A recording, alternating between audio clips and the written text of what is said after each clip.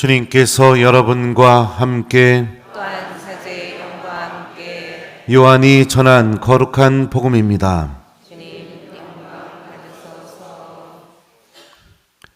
그날 곧 주간 첫날 저녁이 되자 제자들은 유다인들이 두려워 문을 모두 잠가놓고 있었다. 그런데 예수님께서 오시어 가운데에 서시며 평화가 너희와 함께 하고 그들에게 말씀하셨다. 이렇게 말씀하시고 나서 당신의 두 손과 옆구리를 그들에게 보여주셨다. 제자들은 주님을 뵙고 기뻐하였다. 예수님께서 다시 그들에게 이르셨다. 평화가 너희와 함께. 아버지께서 나를 보내신 것처럼 나도 너희를 보낸다. 이렇게 이르시고 나서 그들에게 숨을 불어넣으며 말씀하셨다.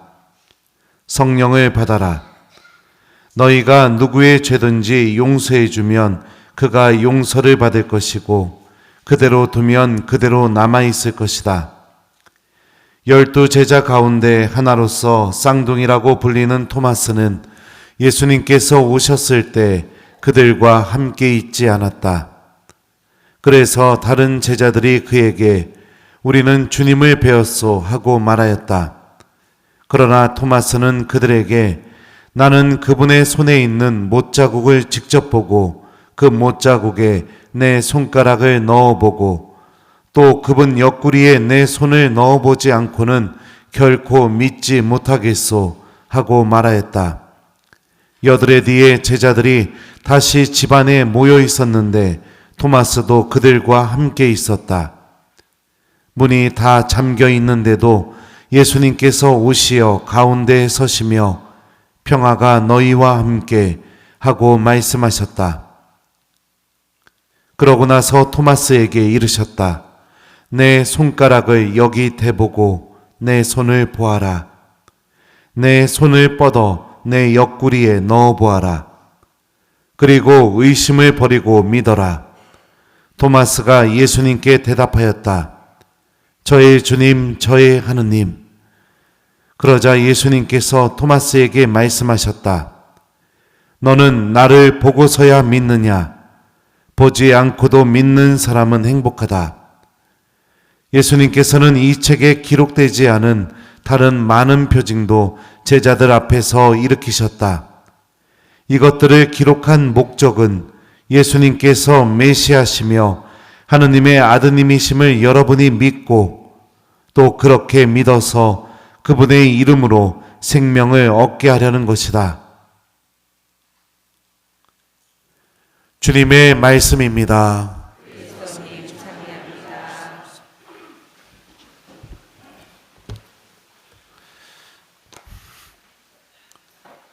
오소서 성령님, 그분의 이름으로 생명을 얻게 하려는 것이다. 안녕하세요.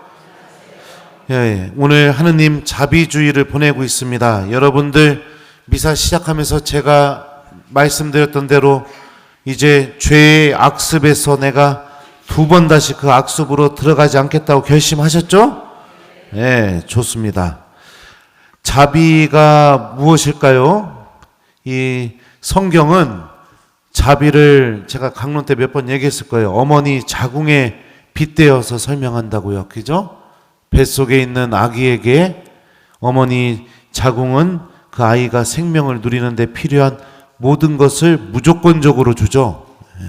그게 이 성서는 그 모습을 보면서 아, 이게 하느님의 자비구나 이렇게 깨닫고 이 하느님의 자비를 이렇게 설명하고 있습니다. 예전에 제가 전에 있던 본당에서 은총시장을 했던 적이 있었습니다. 그때 우리 아이들 어떻게 하면 좀 기쁘게 해줄까 고민을 하다가 레고 알아요? 레고? 이거 블록 이렇게 맞추는 거.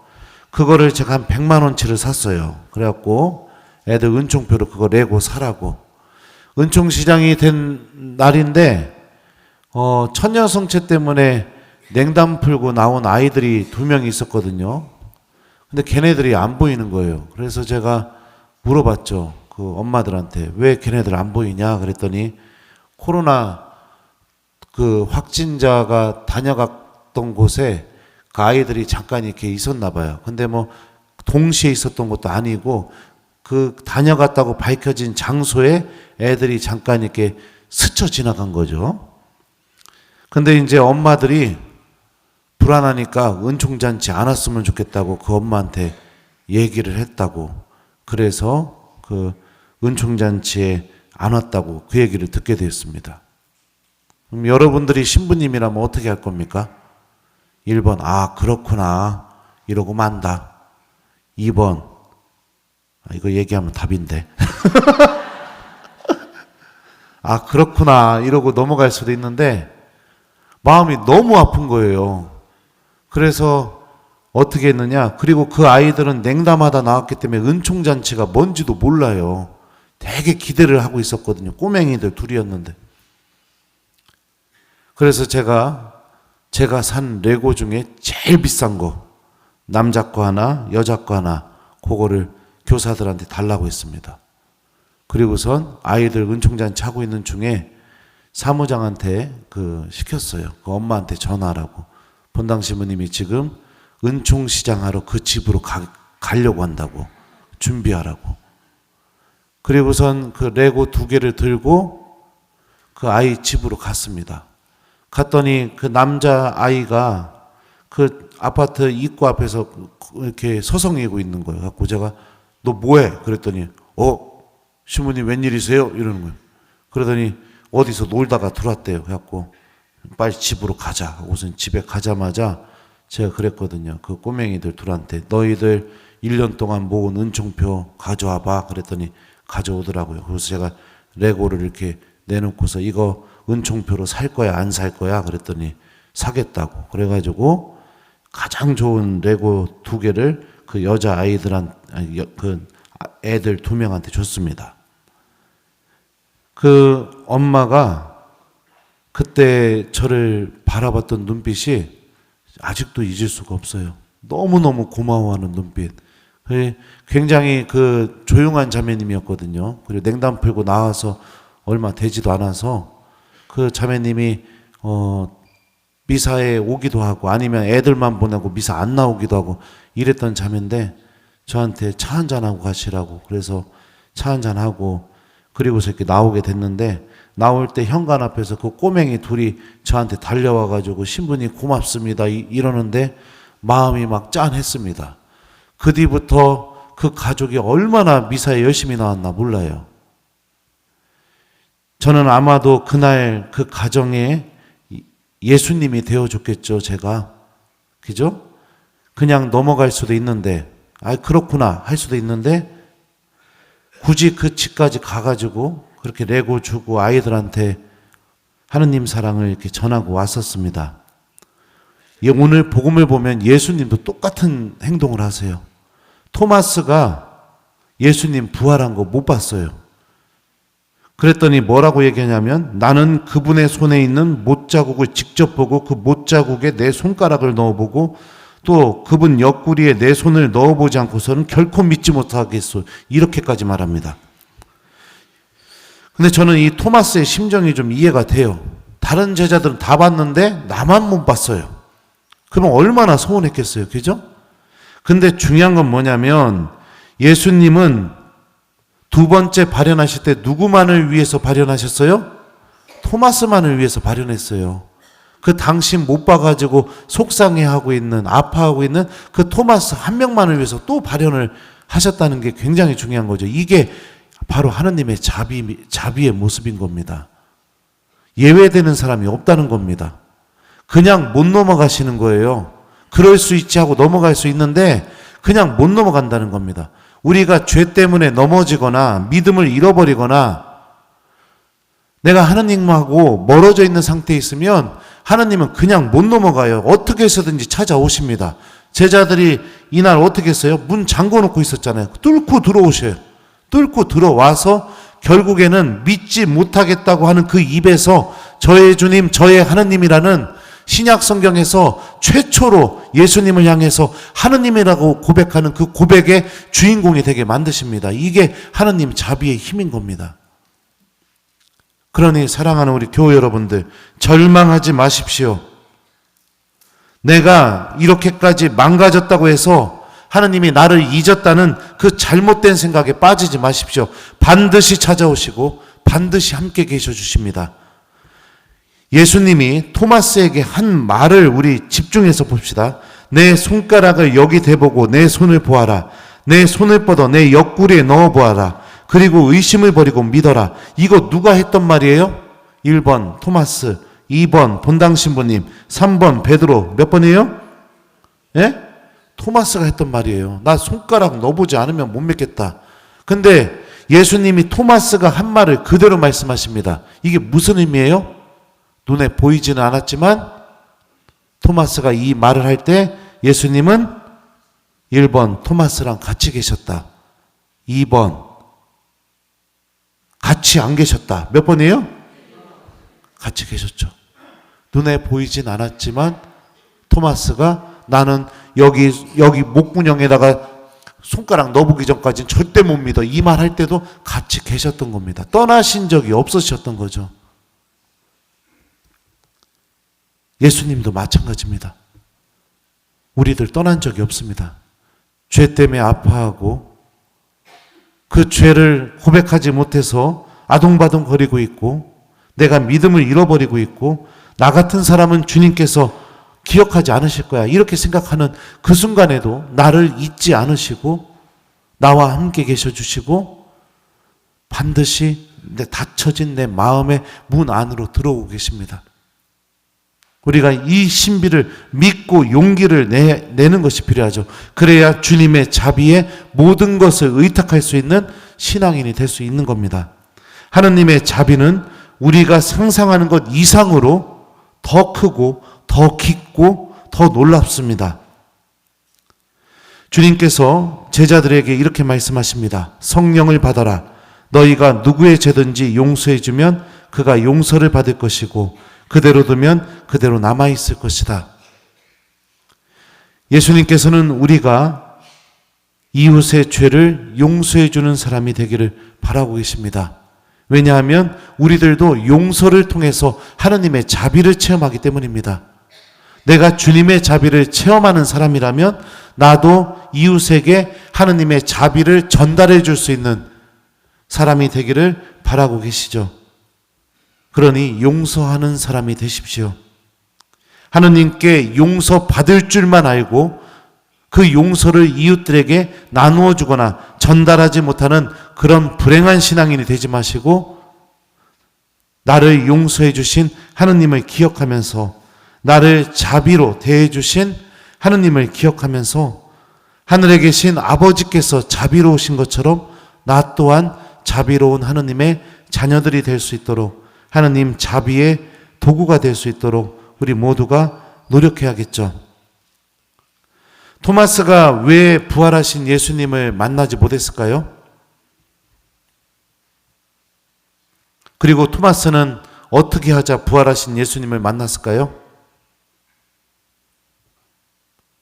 제자들과 함께 있지 않아서 부활하신 예수님을 만나지 못했습니다. 그리고 제자들과 함께 있게 되니까 부활하신 예수님을 만나게 돼요.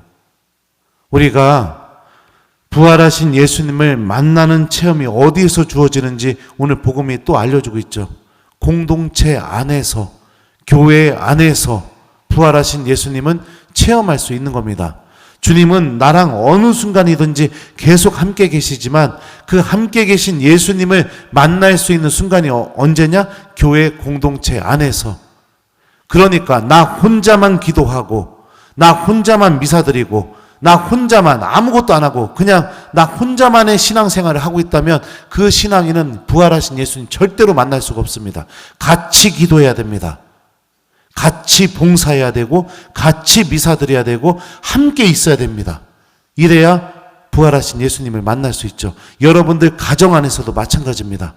나 혼자 기도하는 거 물론 그것도 중요하지만 가족들과 함께 기도해야 됩니다. 함께 사랑을 실천해야겠죠. 예수님은 교회 공동체 안에 살아계시다는 것도 오늘 복음이 우리들에게 전해줍니다. 이 공동체가 용서하는 공동체. 그래서 각자가 갖고 있는 상처가 주님께서 나를 구원하신 영광의 표지로 바뀌는 그 은총의 힘을 체험하는 그런 공동체가 되길 바라요. 제자들이 예수님 만났을 때 어땠을까요? 기뻤을까요? 무조건 기뻤을까요? 절대 아니죠. 그 예수님 버리고 도망갔던 그 기억이 주는 상처가 분명히 있었을 텐데, 베드로는 어땠을까요? 예수님 보자마자 그냥 막 너무 기뻐가지고 막 달려가서 안겼을까요? 예수님 배반했던 그 상처가 여기 안에 있는데, 근데 예수님이 그런 제자들을 향해서 평화가 너희와 함께 라고 말씀하시면서 그 상처가 있는 그 마음 안에 평화를 불어 넣어 주시죠.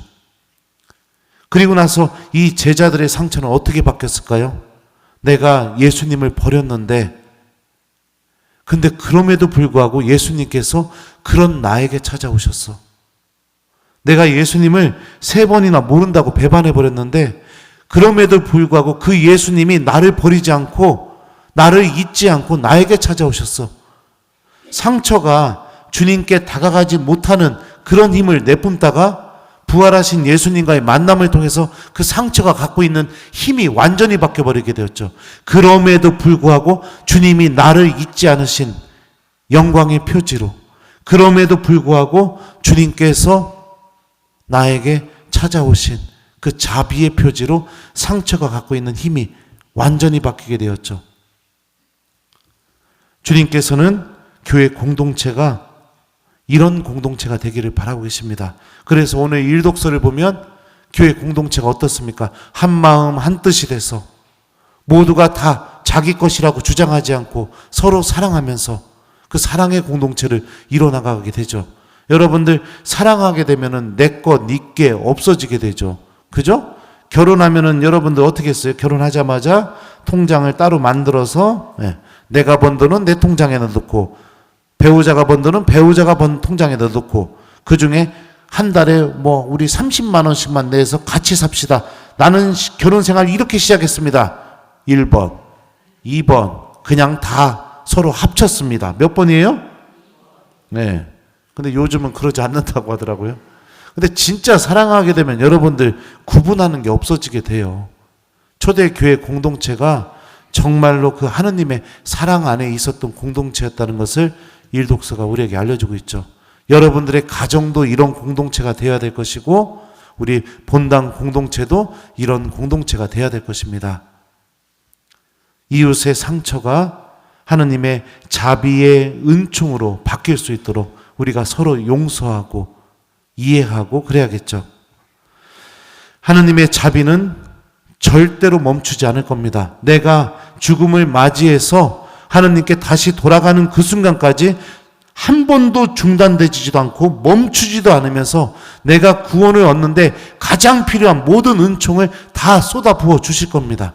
이게 하느님 자비가 갖고 있는 힘이죠.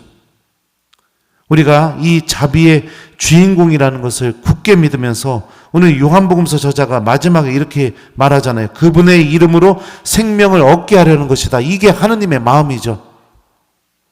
이 마음의 주인공이 바로 내 자신이라는 것을 굳게 믿으면서 우리들도 이웃들의 상처를 재미 대상으로, 흥미 대상으로 삼지 말고 서로 용서해주고 사랑하면서 우리 본당 공동체가, 우리 가정교회 공동체가 서로 사랑의 공동체, 주님 자비의 공동체가 될 수 있도록 함께 노력해 봤으면 좋겠습니다.